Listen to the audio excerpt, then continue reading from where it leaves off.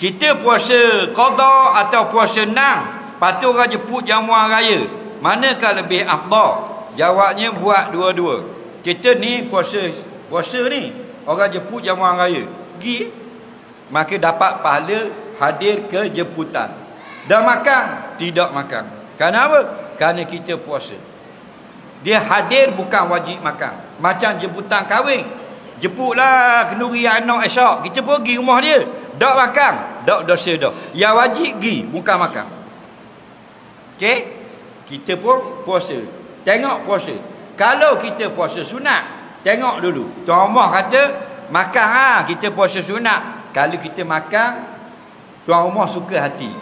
Kalau kita tak makan, dia kurang senang. Maka afdal berbuka. Tapi kalau kita tak makan pun tak apa, kita mari tu dia suka dah, maka afdal teruskan puasa. Tapi ni untuk puasa sunat. Ada pun puasa qada haram berbuka, kerana dia puasa wajib. Okey?